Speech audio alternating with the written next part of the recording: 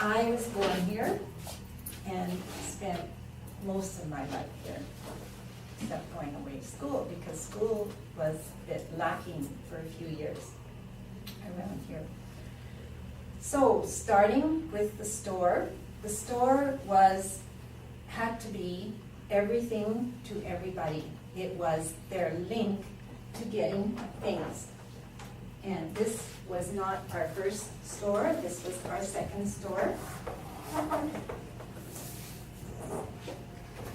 And it was not called Bragg Creek Trading Post to begin with, it was called Upper Elbow River Store and Tea Room. And that's where my dad and mother came in 1940.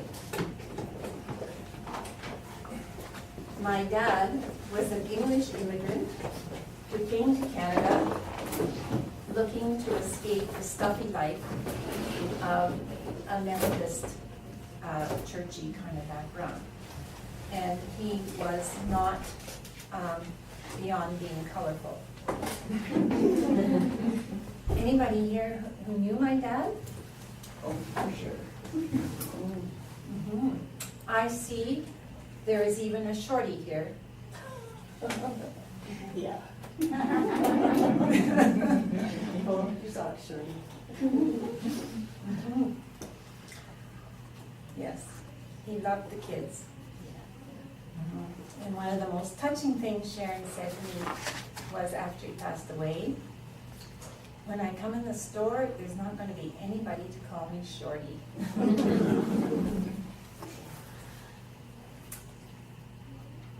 My mother joined him in 1941 when they came to the store. She was a prim and proper teacher who came to Bragg Creek to finish out half a term and stayed for the rest of her life. Did anybody here, did my mother teach anybody here? No way. Okay. She taught me, but it was substitute teaching. Can't hear very good. Substitute teacher several times. Mm-hmm. Yeah. Right. She's a good teacher. Wait, I have an article here because every time I run into somebody, I berate them to write their memories. And I have an article here, and he started with Two Pine School. And he's going to continue on and do the Bragg Creek School. And I will maybe touch on the schools a little later, but yeah, he mentions being taught by her too. So, the store was one aspect. Had to be everything, as I mentioned, for everybody, because they depended on it. They could not run to Calgary, or easily anyway. And out of that developed the trucking. Again, the trucking was everything. It was always a two-way trip. The settlers, or if you want to call them that, homesteaders, whatever, if they cut mine crops, the mine crops were trucked to Drumheller and coal was brought back for them. If they sent in cream, or Mrs. Reese sent in cream, Stanley Fullerton sent in his famous turnips, back came groceries. If there was gas in drums going to the farmers, then he picked up grain and took it to the elevator. Always a two-way trip. Passengers in and out of Calgary, everything you can imagine went in. Cattle went in, but nothing came out after cattle. There was stuff in the truck. There was a very interesting cargo in the 1950s when it was decided that Bragg Creek needed elk, believe it or not, and Canmore had too many elk. So off he went with huge high stock racks and brought back a load of elk, which somewhere along the way jumped out. So the next trip had stock racks with a roof on it, and the elk made it here. How many? Well, a load of cattle was probably 12 or so it'd be fewer elk. 10. I don't know if 10 would fit in. This this multi-purpose truck, we still have his very last one, which is a 1956 Ford, and that's not the truck we have. That's not the last truck, but we do have my dad's last truck, and it was even fitted up with a hoist so it could carry haul gravel, because again, diversifying, excavating was needed, and gravel hauling. So the truck was able to do everything. In 1941, my dad took on the contract of hauling the mail.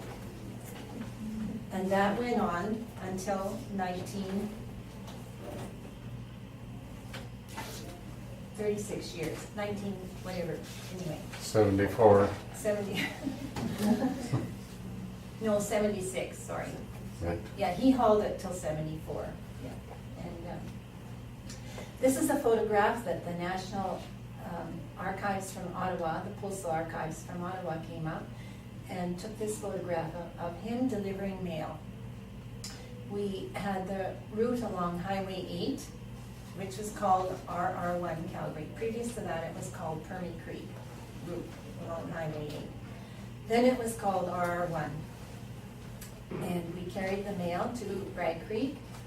And about that time frame of 1958, Jackie was thinking about being postmistress. And she was postmistress when she did become postmistress for 18 years and has been our longest continuous postmistress in Bragg Creek. We brought the mail Tuesdays and Fridays. Those were different days in Bragg Creek from every other day because it was mail day.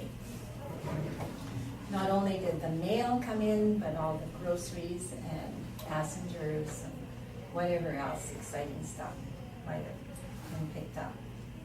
And the people came down to get the mail and to socialize. And just think of it, if there was one family in Wild Rose and one family in Hawkeye, and maybe one family on Tupine and a few families in Bragg Creek, of course it was important to socialize with them.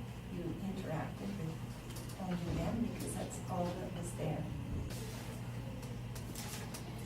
Bridges, starting in 1941, my dad built bridges across the Elmo in front of the store, which was very convenient for people living on the other side of the river to get to the store. And you must remember that the store up there was the commercial center of Bragg Creek at that time. There was the post office down at the ice cream store, and that store, our store, was bigger. And so that was the commercial center. So being able to run across the bridge to the commercial center was pretty handy. So the bridges he built every year, they washed out every year until he got the idea of putting them on wheels. And so he would wheel them in after flood season was over. So about July 1st, the bridges would be wheeled in. And then as soon as the ice started forming in the winter, he would wheel it out and leave it on the side. And these were old wagon wheels and beams between the two sets of running gear that he would put in and wheel out. The last bridge he put in was pulled out in 1973, and my dad passed away in June of 1974, so he didn't have time to put the bridge in that year because the flood season hadn't passed yet. But believe me, he would have, because this picture was taken about 2 weeks before he passed away. So he went strong right to the end. He began tubing down the river at age 70. And it became a passion, like come home, go and get in the river and tube down. His longest trip took him down Gardner Bridge. But he got pretty beat up on that trip, and he was a little more careful after that. Ah, yes, the round hall. You know, another very common comment from people coming into the store was, I either used to come out here to Camp Catacazoo, or I used to come out to dances at the round hall. In fact, I met my wife there in 1930 or 1940 or 1950, whatever. There were dances in the round hall from the 20s to the 70s, in these summer dances. My mother ran summer Saturday night dances from about 1956 to 71, I think. And the round hall was the community hall. And thankfully, you remember having your Christmas concerts there. You must too, Margaret. Do you have Christmas concerts there too? Yeah. But Barbara has another claim to fame, because her grandparents had their wedding dance there. Her Don and Myra cousins, aunt and uncle, had their wedding dance there. And Don and Myra's daughter had her wedding dance there. And I'm sure your grandparents had their 50th anniversary there. Yeah, she had it in the community, Oh, because did there was so many people. Otherwise, they were. And her wedding dance was there. And so was Joan and Jack Merrifield's. Mhm. I think probably of the old timers, probably 80% of them had their wedding dance there. And thankfully, well, the hall fell into terrible disrepair. And everyone told John and I that we were absolutely crazy thinking we could revive it. But as you notice, if you've driven by, it's looking pretty spiffy these days. Mhm. So maybe Taya will have her wedding dance there. Who knows? So what are your plans for it? I don't have plans. My mandate was, because it was wearing on my conscience so terribly that we're letting such a historic building fall into disrepair, my mandate was to bring it back to how it was in 1923. So it's getting close to that. And that means no plumbing, no kitchen. You didn't put on your little concession portion? No, not time yet. I mean, we haven't got quite That there. far. Mhm. Cabins.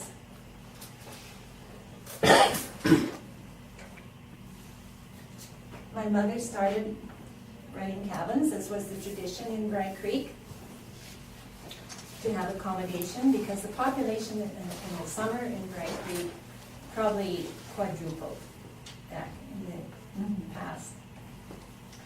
And we had many, many loyal people who came every year. And we have now some who are coming 3 generations. We have Marilyn, who came starting in the 40s, probably, and still coming, whose family came 2 cabins. And we had, one point, we had 15 cabins going. In 1958, we were down to 8. And if you want a lot of work, try running cabins. All over too.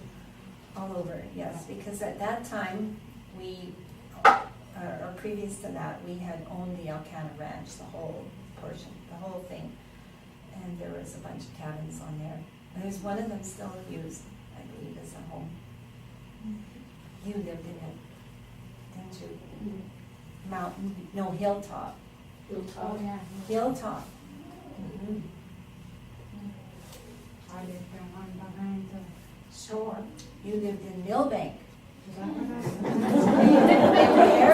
Every cabin had a name. Oh, no, then. And actually, all of the summer places always had names too. Yes. And we call them their names. And my relatives from England, well, every place in England, this is my dad, you see, his English background, every place had a name. And so we would get letters from England addressed to Greencroft, Bragg Creek, Alberta. So, in the mid-50s, to just keep ourselves a little extra busy, my dad started excavating. He brought in the first, this was our first excavator in Bragg Creek. And somewhere, if I haven't lost it, and I may have lost it in the flood, I had notes on the first baseman in Elkanah Estates, the first baseman in Redwood, first baseman at Silent Sirloin, and so on and so forth. I may have lost it, haven't had a chance to go through the muddle. But it was another aspect to diversify and meet the needs of the community. My dad was also grading roads for the MD of Foothills, and it was like, look after yourself. So if the road needs grading, fix it. Don't call 311. Something else. We're also running a school bus for a little while, and that brings me to talking about the schools just a wee little bit. The Bragg Creek School was, of course, the first school in this area, and Two Pine School was next, and my mother taught at Two Pine School, and when the roads were too bad, which was often, she walked from Wakeside Lodge, where she boarded, the 4 miles up to Two Pine School. And it's really an interesting story, which I won't go into now, but it's really, it's a Hollywood kind of story. How my mother met my dad, and how she graduated to a horse. And but the whole purpose of that was so that she could deliver groceries along the way. Or take them to school so that kids could take them home. Anyway, we had the school up there, we had the school at Two Pine, and I don't know if they both closed at the same time or whatever. No, they didn't. Two Pine went longer. But we had a school at the very end, too, believe it or not. And then the school, that school, was moved in here, and that's the first time I went to school. I was already in grade 4. I was at home most of the time for my schooling. And the school, when we moved in here, we actually had school buses coming in from the south bringing children to this school, though you would not recognize it as a school bus. The older ones, up above grade maybe 6 or so, were bused over to Elkanah Ranch. And there was a school in the ranch house. And this fellow went to that school, and he's going to write about it, because I said that is really important, because not very many people would remember that school being over there. And especially when there was maybe only 5 students, because that was the minimum for a classroom, I think. Then the Drummond School got moved in and based the school, so the school, 2 schools were on the same grounds, and we had the senior room there. It burnt down, and the junior room kept going, and the McLennans and the Fullertons kept it going for a while, right? And had the Christmas concerts in the community, in the round hall, and everything. And then when that finally ended, I guess, for lack of enrollment, then everybody got bused to Spring Bay. I was going to say too that it's bringing me up to the period of 1958, when the services started coming in. In 1956, I believe it was, my dad cleared the road, or finished clearing the road through the Indian Reserve. The road from here to the paint wall had 40 curves and massive ruts, and a few places where the water ran over, waterfalls and everything. In about that time period, they took out the 40 curves, and we now have 5 sloping curves from here to the paint wall. So the road became better, improved. The power came in 1957, and people began coming out here because it was more convenient to get here. And speaking of telephone, how many of you heard Margaret Buckley's?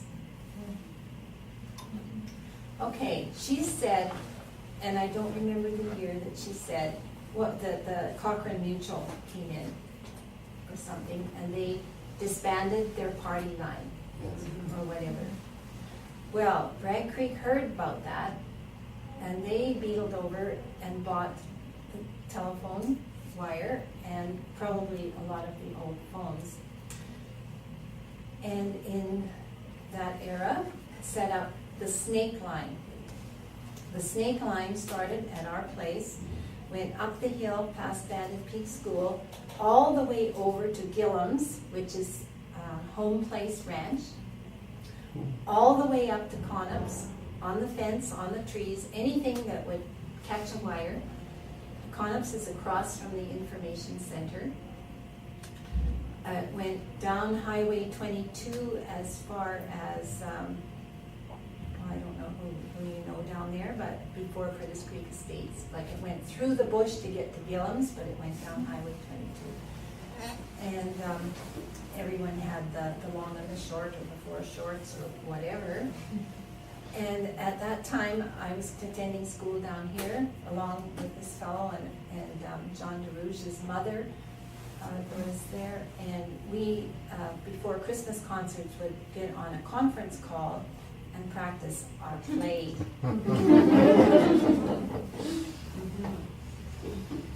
So I had kind of forgotten about that telephone snake line until she gave her talk. So to conclude, I was just going to tell you a few things, statistics from 1958. At that time, our phone number had graduated from 6 to 126. There are only 25 others in the phone book, and I may have lost those phone books because I had all those old phone books. We only had day service at that time. And I said, so if there was an emergency, we canceled it.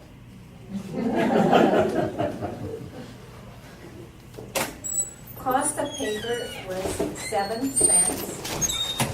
Bread was 20 cents. Milk was 25. Coffee was 65 cents. A tin of snuff was 30 cents. Now a tin of snuff is $28.90 or something. Oh. And it's still good for you. And that's all the taxes to pay for health care, to fix the people who smoke.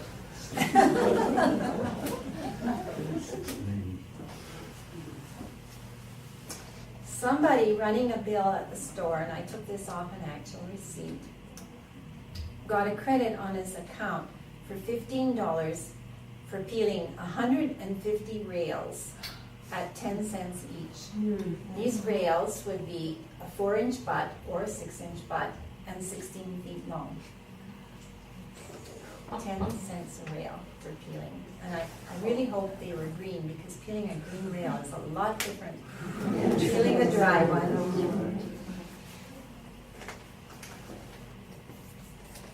And one last thing. In 1958, this was my brand new outfit. And remember, we wore our, no, I don't remember, Service. but some of you remember, wore our cardigans buttoned up the back. There. Thank you for listening.